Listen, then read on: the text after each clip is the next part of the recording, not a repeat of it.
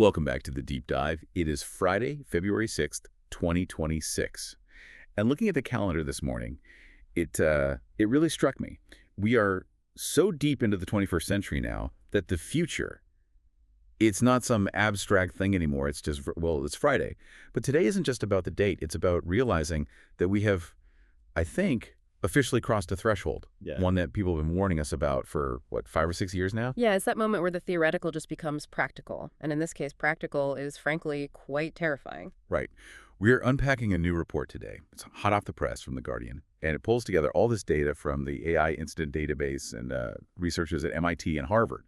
And if I had to summarize the whole vibe of this report in one sentence, it's this.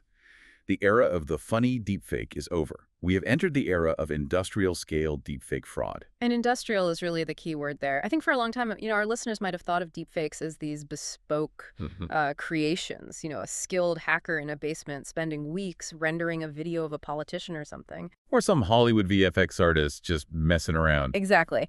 But what this report really shows is that we have moved from, the craftsman phase of deepfakes to the assembly line phase. We're talking mass production. The barrier to entry has just collapsed. That's the part that really got me, right in Yeah. the intro. There's this quote from Simon Milius. He's with the AI incident database, and he says, basically, pretty much anybody can do it. Yeah. You don't need a PhD. You don't need a supercomputer. You just need a credit card and, I guess, a lack of morals? It's the democratization of fraud, really. If you look at the numbers Milius provided, they're staggering. In 11 of the past 12 months, frauds, scams, and targeted manipulation made up the largest proportion of all reported AI incidents. 11 out of 12. It's not even close. The whole signal-to-noise ratio has flipped. AI incidents aren't really about self-driving cars or, chatbots saying something weird anymore. They're about theft. So let's dig into the how of this, because I think industrial scale can sound a little abstract. When we say the barrier to entry is gone, what does that actually look like for a criminal? It looks like fraud as a service. That's the term the cybersecurity industry is using now. You have to imagine a marketplace, maybe on the dark web or even just on Telegram. You've got one group of developers building the actual models, the voice cloning tools, the video generators, and they treat it just like a SaaS product. I mean, they have customer support, monthly subscriptions. That is just wild. So the person who's actually scamming you doesn't even know how to code. Not at all. The person scamming you is just a user. They rent the bot for a few dollars an hour. They feed it a list of phone numbers, a list of emails, and the software did all the heavy lifting. And that's why we see this explosion in volume. It's the difference between, a sniper taking one shot and a machine gun spraying a crowd. When the cost of the attack drops to basically zero, you don't need a high success rate to make a lot of money. Which would explain the financial numbers. The report mentioned UK consumers alone last, £9.4 billion? 9.4 billion, and that was just in the first 9 months of 2025. Just the UK. Right. And that's just the reported fraud. You have to assume the real number is much, much higher because so many people are just too embarrassed to admit they got duped. Well, that's the thing, isn't it? Who is getting duped? Because I think we all have this little bit of arrogance, right? Like, oh, I wouldn't fall for that. I know what a scam looks like. But this report details a variety of attacks that it's dizzying. It's not the old Nigerian prince email. Not even close. This is where that industrial capability meets targeted precision. The report highlights cases ranging from, global politics all the way down to, skin cream. The skin cream one. Deep fake doctors. That just got me. It's brilliant in a very dark way. You have an AI-generative avatar. It's wearing a white coat, has a stethoscope. It's using perfect medical terminology. And it's selling you a miracle cream on Facebook or TikTok. And because it's AI, they can generate 1,000 different versions of that ad in an afternoon. Different ages, different ethnicities, different languages, all targeting specific groups. Exactly. They are hijacking the symbols of authority. We are socially conditioned to trust that white coat, just like we're conditioned to trust a politician giving a speech. The report mentioned deepfakes of the president of Cyprus and Robert Cook, the premier of Western Australia. Right. And Cook was apparently hawking some kind of investment scheme. And if you're just scrolling through your feed, you're half awake, and you see a recognizable face, a world leader talking about a great opportunity, your brain's first instinct isn't, this is a digital puppet. It's, oh, what's he saying? And by the time your critical thinking kicks in, it might be too late. You've already clicked. But while those consumer scams are, everywhere, the corporate side of this is where the money gets truly frightening. We have to talk about that Singapore case. Ugh, the multinational firm. This is just the stuff of nightmares for every CFO out there. This was a full-on targeted heist. A finance officer at a multinational company in Singapore was tricked into paying out nearly $500,000. But it wasn't a phishing email. He didn't just click a bad link. No, he was on a video call with his bosses, or at least with people who looked and sounded exactly like his bosses. Can you just imagine the psychological pressure? You're on a conference call, you see the chief financial officer, you see other senior colleagues that you recognize, they're discussing some confidential transaction, then they turn to you and say, we need this transfer executed immediately. And because you can see them, your guard is just. It's down. The old rule was verify the sender. But here, the sender is literally staring you in the face. And that's why that barrier to entry conversation is so important. To pull off that Singapore heist 5 years ago, you would have needed a Hollywood studio. Now, you need a few photos of the CFO from the company website, maybe a few clips of their voice from YouTube interviews, and a real-time rendering tool. Which brings us to, I think, the centerpiece of this report. The story that I think everyone listening needs to really absorb. Because it proves this isn't just happening to clueless people. It's happening to the actual experts. The Jason Rebholz story. This is the one that really sends a chill through the cybersecurity community. Okay, so let's set the stage. Jason Rebholz is not a grandma in Kansas.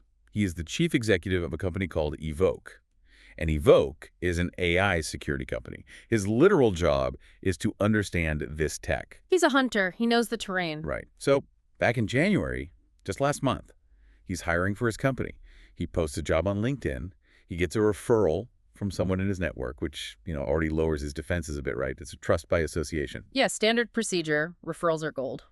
So he looks at the resume. He said there were a few, minor red flags. Maybe the formatting was a little off, but nothing disqualifying. The guy looks like a solid engineer on paper.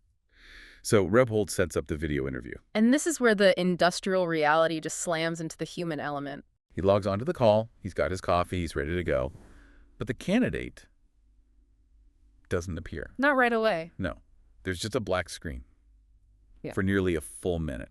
Now, anyone who works in tech knows that 60 seconds of dead air on a Zoom call, it feels like an eternity. That latency is a massive tell. It implies that on the other end, a computer is just screaming. It's trying to boot up a heavy rendering engine, sync the audio, generate a video feed in real time. It's the digital equivalent of a disguise artist trying to put on his makeup while the curtain's already gone up. So the video finally pops up. And Rebholz, remember, he's an expert. He spots the glitches immediately. He said the background was extremely fake, but it was the person that looked wrong. He described the edges of the body as struggling. Struggling is such a perfect word for it. In real-time deepfakes, the AI has to constantly guess where the person ends and the background begins. So if the scammer moves too fast or if the lighting changes, the edges just shimmer. It's that uncanny valley effect where the physics just don't look quite right. He also said the face was soft. Like lacking the kind of detail you'd expect. Poor level detail. So here's the moment of truth. You are an AI security CEO. You are looking at a candidate who is shimmering around the edges, whose face is blurry, who took a minute to load. You know this is a simulation. What do? Logically, you hang up, you report the profile, you end the interaction right there. But he didn't. He finished the interview. He sat through the entire thing. Why? I mean, seriously, why? Because he's human. And Rebholz was really honest about this. He said he didn't want to face the awkwardness of asking, "Excuse me, are you a simulation?" The awkwardness. He was afraid of being rude to a computer program. It's the politeness paradox. We are so deeply conditioned to avoid social friction, to not cause a scene, and accusing someone of not being real is like the ultimate insult. It feels crazy to even say out loud. So the scammer is counting on that social contract. They know that even if the tech isn't perfect, your own manners will fill in the gaps for them. That's profound. Our parents taught us to be polite, and now that politeness has become a security vulnerability. It's the biggest vulnerability we have. The tech will get better, the shimmering edges will disappear, but that human desire to be nice, that's not going anywhere. So Rebholz sent the recording to a detection firm later, and of course it was confirmed as AI. But the question that haunted him, he said, was, what did they even want? That's the real mystery. Evoke is a startup. They aren't a bank holding billions in assets, Rebholz speculated. Were they just after an engineering salary, collect a few months of paychecks before getting caught and fired? Or was it something more like corporate espionage, Hmm. trying to get an agent inside the firewall to steal trade secrets. And as Rebholz pointed out, he said, if we're getting targeted with this, everyone's getting targeted with it. It's Yeah. a scattergun approach. If you have a payroll, you're a target. Right. It just proves that the cost of launching one of these attacks is so low, they don't need a high-value target anymore. They can go after small businesses, nonprofits, anyone. Now, you mentioned the tech getting better. In the Rebholz case, the video was obviously glitchy. But what about the audio? The audio is the real danger zone right now. Fred Heiting, he's the researcher from Harvard on this report, he makes a very sharp distinction between voice and video. Voice cloning is, for all intents and purposes, solved. Solved meaning... Perfect. Meaning indistinguishable from reality for the human ear. Yeah. It takes very little data, sometimes just a few seconds of you speaking from a YouTube clip, to clone your voice with emotional intonation, with pauses, with breath. That's why the grandparent scam is so incredibly effective. You hear what sounds exactly like your grandson panicking, crying, asking for bail money. Your brain just bypasses logic because the auditory input is 100% convincing. But video is still harder. Video is exponentially harder because of the sheer data density. You have lighting, texture, micro-expressions, and crucially, occlusion. If I wave my hand in front of my face on a video call, a deepfake model often just freaks out. It doesn't know how to render the hand over the fake face. That's why a lot of these deepfakes look like they're sitting very, very still. So wait, if I'm on a call and I get suspicious, I should ask the person to wave their hand in front of their face. Honestly, yes. That or ask them to turn their head fully to the side, 90 degrees. Most real-time models really struggle with profile views. They're mostly trained on front-facing photos. We're going to have to start doing calisthenics in our morning meetings just to prove we're all human. Okay, everyone, turn to the left. Now wave your hands in the air. It sounds absurd, but we are genuinely heading in that direction. And we haven't even really touched on the geopolitical angle. The report mentions North Korean hackers specifically trying to get jobs at companies like Amazon to generate revenue for the regime. So you've got these state actors on one side and then these industrial criminal gangs on the other. It feels like we're being squeezed from both ends. We are, and this all leads to what I think is the most damaging consequence of this entire trend. It's not the money. Money can be insured. It's the death of trust. This is the big philosophical heavy hitter. If I can't trust my own eyes or my own ears, what happens to, well, everything else? Fred Heiting from Harvard calls it the big pain point, the complete and total erosion of trust in our digital institutions. Think about remote work. The entire remote economy is built on one simple assumption, that I can interview you on Zoom, hire you, and trust that you are who you say you are. If that trust just evaporates, do we all have to go back to the office? I didn't even think about that. If every job applicant is a potential deepfake, companies might just say, sorry, you have to show up in person with a passport. It could reverse a decade of progress. And then apply that same logic to democracy. We are entering the age of what's called the liar's dividend. Okay, break that down for me. The liar's dividend. It's a concept where the mere existence of deepfakes allows bad actors to dismiss actual reality. So let's say a politician is caught on a real tape, real audio, accepting a bribe. In 2026, they don't have to apologize. They just have to say, that's a deepfake, my opponent generated that to smear me. And because the public knows deepfakes exist, that excuse suddenly has weight. It creates a cloud of doubt over everything. Exactly. It's not just that we might believe the lies, it's that we stop believing the truth. Truth just becomes a matter of opinion or your political affiliation rather than objective fact. And that is so corrosive to a functioning society. It feels like we're entering a time where skepticism has to be our default setting for everything, Yeah. which is exhausting. I don't want to live my life thinking everyone and everything is trying to scam me. It is mentally taxing. But looking at these stats, 11 out of 12 months being dominated by these scams, it's also becoming necessary. So let's try to leave the listener with something concrete here, because we've painted a pretty bleak picture of February 2026. What do we actually do? We have to update our own verification operating system. The old checks and balances don't work anymore. If you get a frantic call from a loved one in distress, the new rule is you hang up and you call them back on their known number. If your boss asks for a wire transfer on a video call, you have to verify it on a secondary channel, text them, call their cell, walk over to their desk if you can. Multi-factor authentication for real life. Precisely. And for now, look for the glitches, the shimmering edges, the lack of blinking, the weird audio sync. But mostly, don't let your polite upbringing get you robbed. And that brings us right back to Jason Rebholz. And I think that's the most powerful takeaway from this whole deep dive.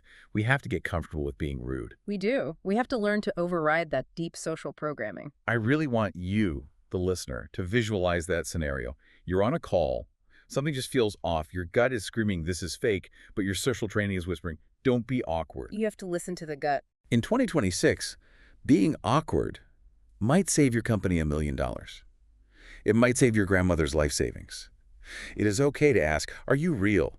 It's okay to say, you know what, I'm going to hang up and call you right back. If the person on the other end is real, they will understand. If they get offended, well, better offended than defrauded. And if they're a bot, well, you can't hurt a bot's feelings. Exactly. The bots do not care about your manners.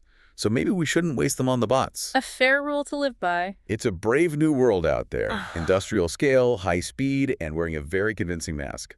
Stay skeptical, stay safe, and maybe practice your rude face in the mirror this weekend. Thanks for diving in with us.